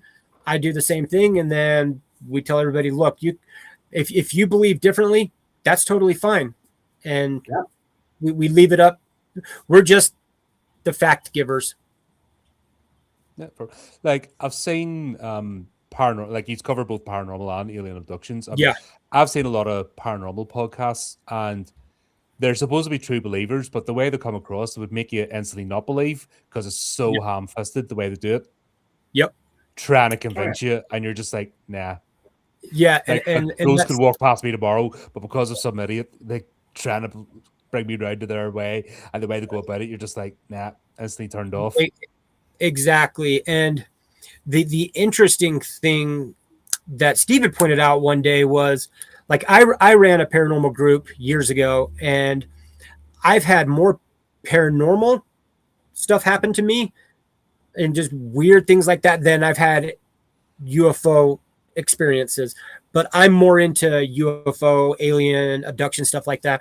And it was completely opposite for Steve. Yeah. He's more into the paranormal UFO experiences, and I'm into the paranormal. Yeah. And so, right. And so another thing that I had talked to him about not too long ago is, you know, we will come up with whatever we're going to talk about for the week. We go over things, and then before we even get on, I say, hey, what are your thoughts? Do you believe or no? And I kind of want him to be opposite of me. So if I believe in something, I'm hoping that he doesn't believe in it, because it makes for a more interesting conversation, because maybe I'm going to learn something that I didn't know, if that makes sense. Like, maybe that's the important thing. You say conversation, not debate. Yeah. That makes a difference. And that's how I look at everything, you know. Either one of us believe in, like Bigfoot. We still brought in somebody to talk about Bigfoot one day. And I think knowing more about Bigfoot. I was actually intrigued. Yep. And I don't at all believe in Bigfoot at all. But having Jay on, he brought up things that were interesting to me that I had never even thought of, never heard of. And so it was just intriguing, you know, to learn something different. So it's we're definitely we're not gonna be that podcast where two guys are angry because we disagree with the other's opinion. Exactly. That I go into everything from, you know, paranormal to UFO to religion, politics, everyday life. You can be friends with somebody and have a different opinion and go, okay, well, you know what? I don't agree. You don't know that. Yeah, That's actually I illegal. agree. You're not allowed to be friends. You have to be completely of the same mind. Them's the Exactly. rules. Pretty Them's the much. rules now. Yeah, I just throw all those rules right out the window. It's like, It's fucking pathetic. We've got a couple of followers that I brought in from the Veterans Administration, and they're not believers in this. And they're like, "Why should I watch your podcast?" I said, "Just come watch the chaos. yeah, That's it." it's But here's the thing. It's about, okay, here's an incident. Why do people believe it? Why do they not believe it? What's the big gain? That's always my question. Okay, what's the big gain apart from the 15 minutes of fame? Now we know what people will do to get their 15 minutes of fame. yep. You've seen the extremes people will go to get noticed. Exactly. It's I could, like, if I didn't enjoy doing this, I wouldn't do it because right. I don't give a shit about people, if that makes sense. And anyone that's followed this channel understands that very clearly. That's how I am. exhausting. I went into it with the mindset that if nobody watches, if nobody follows, I'm at least getting to talk to Steve, about things that interest both of us. And ever since he moved, it sucked not having him, local anymore. So it gives us a chance to kind of reconnect on our day-to-day lives.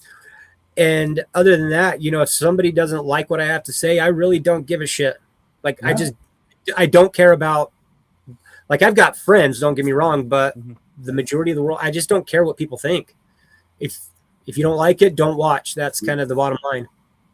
Oh yeah, but you don't have. It's not about convincing people. That's the thing as well. It's like one thing I try to do is like a stigma that comes with horror. Maybe if somebody's like, "Oh, I don't want it. It's all slashers," blah, blah. I try to explain that there's more to it, and Yeah. you don't have to like everything in the genre. That if there's always something for everybody. Yeah. If it's only comedy horror, if it's only like true crime, if it's only monster movies, whatever, that's okay. But Mhm. don't stigmatize the entire genre or the fans or label them with like being psychos and doing this and that and the other because it's utterly stupid.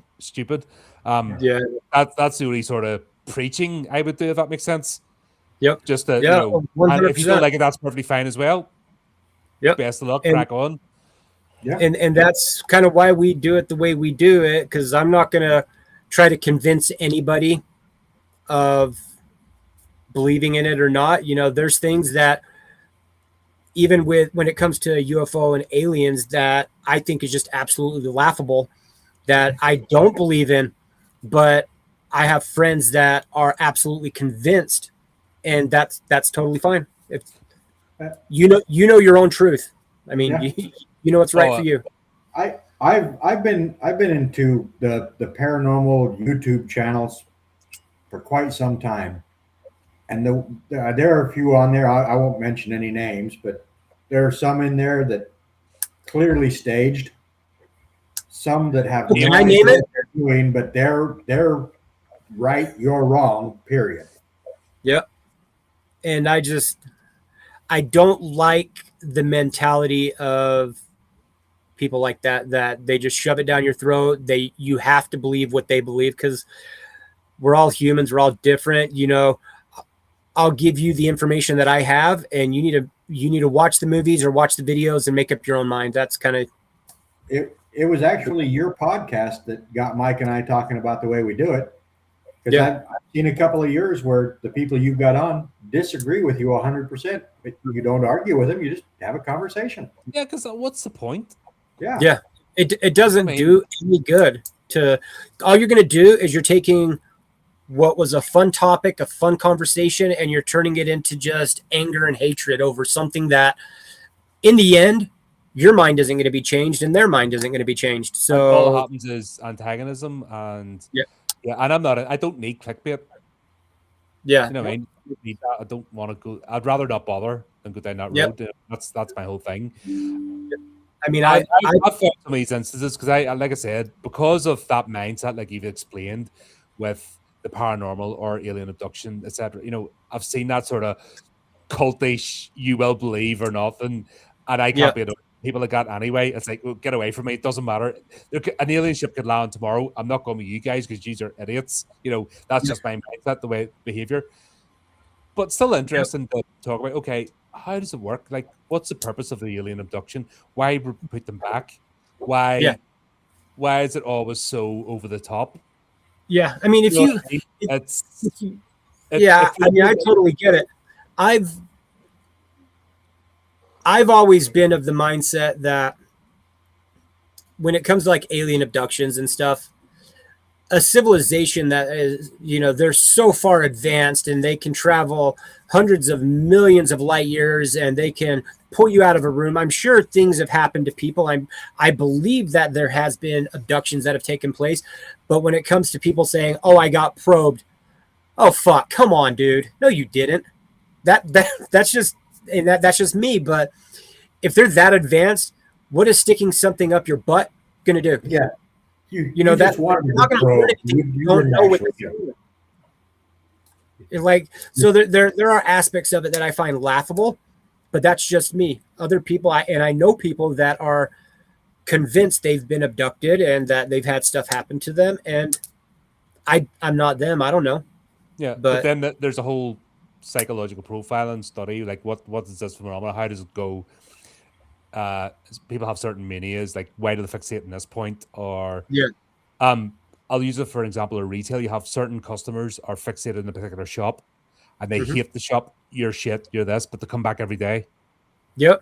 You're crap, you're rip off, you're this. Well, why do you keep coming back? Shake their foot, and then they've just become fixated and it makes no sense. Yep. I worked in retail for like 14 years and that you hit the nail right on the head with that one. It doesn't make sense. Yeah. Or the lonely people. So usually in the morning you have the lonely people who have no friends, but there's like 10 of them. And at no point do they ever think of knowing each other. Talking to each other. Yeah. Like they go to the staff because staff have to actually speak to them, they're employed to, but they'll come in every day and you like you'll see the same 5 people. Say it's Tuesday, like the same 5 people go in the Tuesday, Thursday, but at no point do they ever think of interacting with each other. Yeah, and in fact, if one of them, there's never two of them talking to you. There's always one of them talking to you, and the other one will scuttle around and wait for their turn. It's that's a whole phenomenon, human behavior fascinates me because I'm like, why do you do this? This is, I mean, so much exactly. That's exactly how I am. It just, I like this stuff. It's just really weird to me. I've been interested in it for a long time now, but I initially wasn't, but then I just started getting drawn into it. And you said it right. It's like, okay, well, why? Like, why would this happen? And that's kind of the way I look at it. Like, okay, well, if this is happening, if you're seeing a UFO here or an abduction here, well, why? What transpired to make this happen? Or was it just some random thing that you're walking through the forest and all of a sudden you're on a ship? Like, is there psychological problems, that have made you believe that this happened? All that kind of stuff. That's what really intrigues me about it. Mm-hmm. But I even think, like I said, back to wildlife tagging, catch and release, that sort of stuff. Mm-hmm. Even the ones that use a helicopter to dart like a rhino. Like, rhinos are a good example. When they're doing the rhinos, they take off the horn so they don't get poached. Yep. Right? They'll stalk it, but 9 times out of 10, they won't use it. They'll try not to use a helicopter or something. They'll hide in the bush and they'll dart the rhino and then they'll track it, when it's... We never hear stories like that. Do you know what I mean? It's always over dramatized, spectacular. Yep. And I'd love to see a movie that actually this could have been a good movie in that respect. Yeah. When I think about it. Yeah. Explore that phenomenon, explore the manias, the psychosis behind it, and then it lead to actually aliens and why they do it. And I don't know. Well, the other thing that, kind of on that same topic is like what we talked about last week, Steve. Okay, well, people say they are abducted from their house. So the alien just kind of pulls them right through the wall, or let's say they're driving in their car and then they just get pulled right through their car into the ship. Why are they almost always just laid out like in this movie? Once they come back to Earth, they're laid out on the ground. Okay, well, if you can take me from my car, put me back in my car. Exactly. Put me back in my bed. Mm-hmm. You know, like, as my wife would say, put me back where I belong. yeah. And so those are the types of things that I look at when I'm reading about abductions and stuff like that. It's like, okay, well, you're making this big, fantastic story about how you were taking a shower and then all of a sudden you were on a ship naked, but now you're fully clothed in the middle of the forest standing there with 10 hours of time lost. Okay, that doesn't make sense to me. You know, things like that. But like if they're stealing people's dreams when they're sleeping, you know what I mean? Sneak in, attach the thing to their neck while they're actually asleep. Yeah, I don't know. There's a lot. Like, I'm absolutely fascinated with it. Like, well, I don't think fascinated is the right word. Obsessed. Mm-hmm. Obsessed, yeah. Yeah, yeah, very, very, very much obsessed with it. But I think a lot of the reason is because I'm trying to find out, like, are you really telling the truth, or are you just, as you said, Colin, looking for your 15 minutes of fame? You know, you're just trying to jump on the bandwagon of everything that's going on, and so you're lying about shit. It's still happening today. No, there's still people talking about getting abducted today, or has social media able to get it fixed another way? It happens. It does happen, but it's an interesting thing for you to do would actually be plot this. Okay, so when was the first recorded account of an alien abduction? Right, where was it? What's the frequency? When did it start going up? Is it localized? Blah blah blah blah blah. And then look at the timeline. Steve, there was something, I know we got sidetracked doing other episodes, but there was one. I think it might have been when we were doing the ley lines in Britain, and everything that was happening in Britain, like the stories that we were seeing, pretty much whatever the time frame it happened there, it was coinciding with stuff that was happening in the States. So it was like all of a sudden in the middle of this episode, I started realizing there's patterns to this. Yeah, it's the 1980s here in America. Now all of a sudden, the 1990s, it's hitting the UK and Europe. Yeah. And in the 2000s, and it went back to the 1950s, the 1940s. Yeah, so there is patterns to it, but back to your original thought was, you do hear stories of people currently getting abducted and things happening, but it's not really a common thing that I see anymore. I think ever since the whistleblowers and the declassification over here, and the UK's been planning this for a long time, I got a feeling that it's taken some of the nut jobs that were just looking for their 15 minutes of fame, and shut them up. That's exactly what I was thinking, because I don't know. And if I was thinking the advent of social media, people that looking for that dopamine fix can get it other ways, where it was national TV. So it'd be interesting because obviously filter out the noise, the explosion of, network programs, did that expand because people found it was a way to get attention. And then in between all that noise, there should be a straight line. Yeah. That's usually the way data works. There should be, I haven't done this in years. You've got your standard deviation, all the stuff that's outside the norm and what the accounts are. So you can see the explosion of it. But within that, you'll see this sort of band of, that could possibly be the true ones, give counts so close that not just off TV, but of other interviews that doesn't generally get released at the time. And then you can track that pattern. But it'd be just interesting to see, has it tapered off now because of, has our technology played a part as a no need anymore? Like, I think I think you're right. I mean, I think with the advent of social media and everything, people are getting their fixes in other ways now. Or But I'm talking about go along the premise that alien abductions are true. I'm saying go with that. Yeah, go with it. It's false. Collect all the data, right? right. Go with it's false. There's the data points that show that it's false. Go with it's true. There's the data points that shows it's true and still happening. Do you know what I mean? Yeah. And that's the interest to me. That would be the interesting conversation. Neither right nor wrong. You're not going with an agenda. You're just going to discover. Right. That would be interesting. I mean, I've thought about kind of going over all the abductions from when it started to now, or even going backwards from most current to see how far back I can get and keeping a log of everything. But it's just, I don't know if you remember that old podcast I did when talking about with Adam, talked about the history of the AR-15. And I thought I was doing like a 10-year history, and I didn't realize I was doing like 50 years of a rifle and its involvement and stuff. Yeah. I don't think I remember that. Oh, that was years ago. I did that, and I'm thinking along the same lines. That's I went and collected all the. It's all about mass shootings, so I collected all the cases of mass shootings. Basically, what we're trying to. The question was: is the AR-15 the principal weapon? Was that the cause, or the one that was preferred? Mm-hmm. And I thought as well, was the introduction of the AR-15 the reason for mass shootings? But it turns out that the AR-15 is longer than most of this stuff.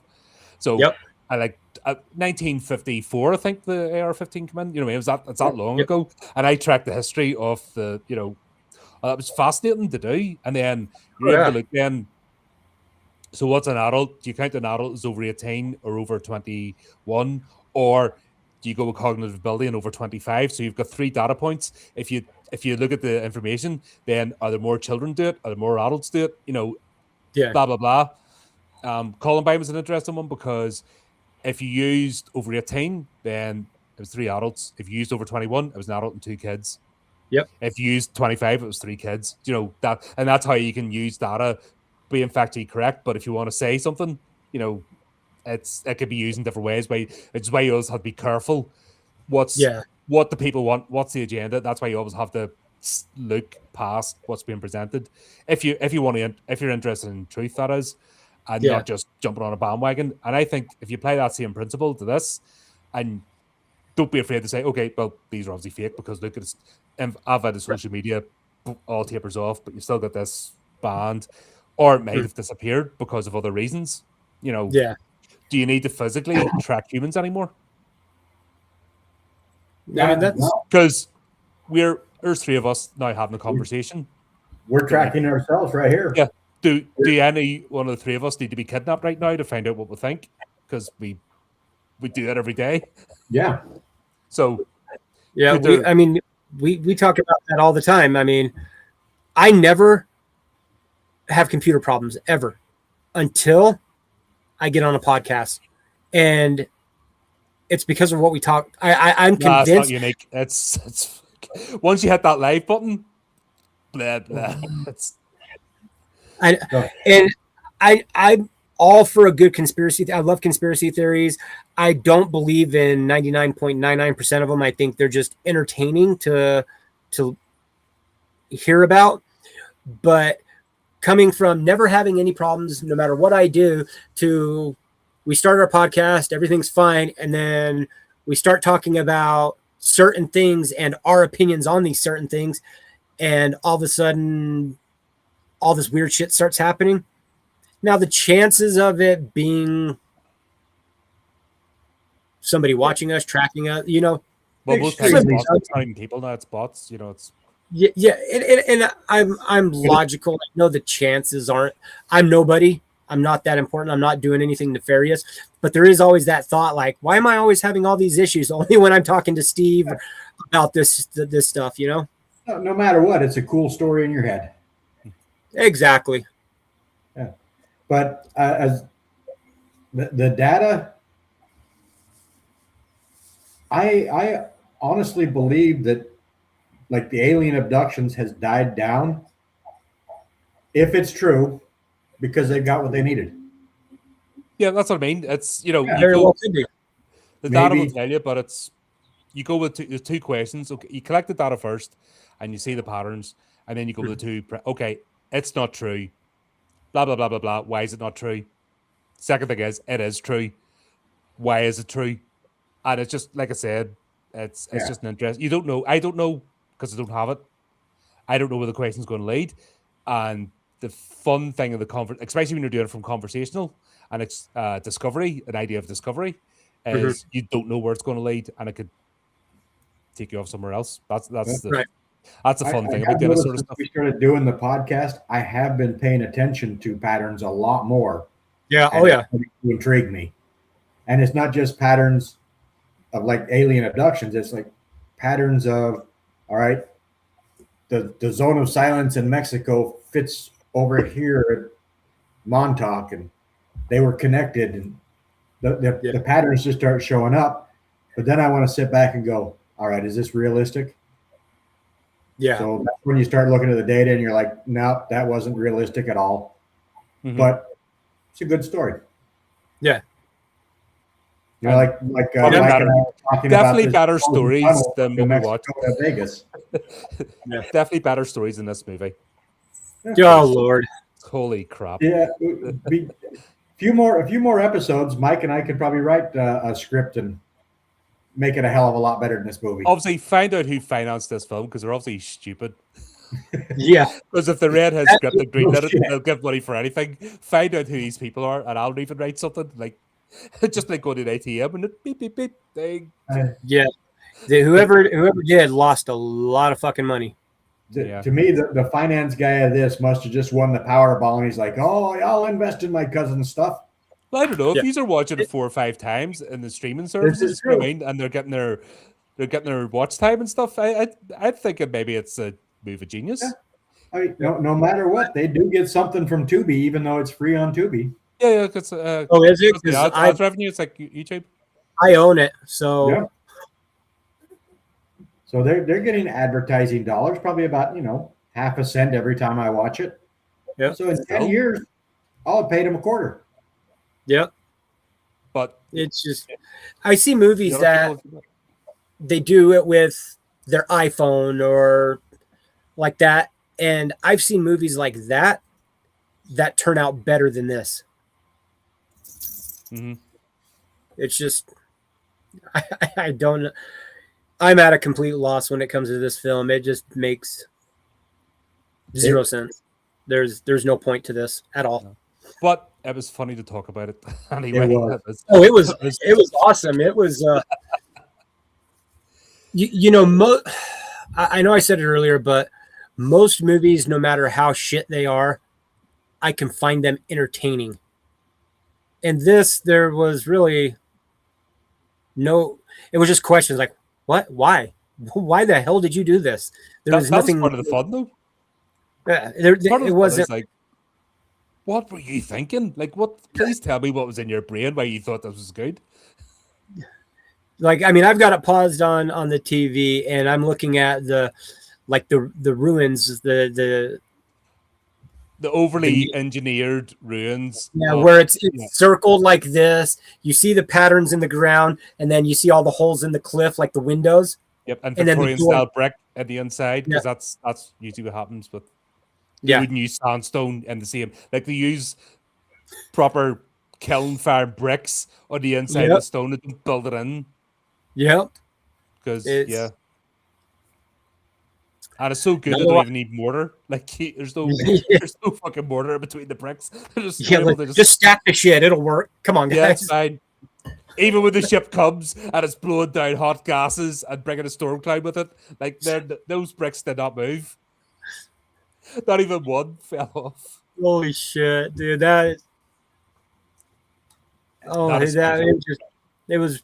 I just thought for us coming together tonight, that was the perfect movie to try and dissect. That was It was good. I mean, because honestly, I say it a lot, but one of my favorites is Area 51, and there's parts of it that are just so stupid, but they make sense at least. But I didn't want to do that, and so when you mentioned this one, I was like, "There we go, that'll work." And it worked. I mean, they're obviously doing something right because I've seen it quite a bit. Yeah, and we're talking about it, and that's Yeah. they win. Yeah, Yeah. they definitely won on that one. Got at least one that says they're going to go watch it and be angry at us. So Yeah, Yep, there you go. Mission achieved. Like our job here is done. the biggest conspiracy theory of all: making movies so shit that you can't not watch them. But there you go, guys. Thanks for coming on. Hopefully we'll get you back. And if you don't know already, links are in the description. Go check out Midnight Signal podcast. You're streaming every 2 weeks at the moment. Yeah, you just had to. We got this week, and then we go every other week. Yeah, Every other week. So basically, Friday nights. Keep an eye out Friday nights. For you guys, and then you're going to be doing a few more bits and pieces. You're looking at your content and mixing it up and keeping it going. But if you're interested in all things, basically investigative, that'd be the best word, wouldn't it? well, yeah, I think investigative would work. Yeah, you're looking at the phenomena of the world, be paranormal, cryptids, just the eerie and the unexplained. If you're interested in that, then go check these guys out. Well worth it. That's We appreciate it. Long we go down. Thank you for having us on. It was fun. That was a pleasure. It was good to have my mates on. Do you know what I mean? This is just an excuse to get on and just catch up and just happen to stream at the same time. Exactly, and that's like I said earlier. That's how I view it with Steve. It's like if nobody follows, nobody watches. Oh well, I get to talk with a good friend. But do go follow, go like, go subscribe, do all the things. But there you go, guys. I'll wrap up there. So it just leaves me to say, until next time, keep up to date with the channel, do the type of clicky things, and remember to keep it creepy, keep it horrific.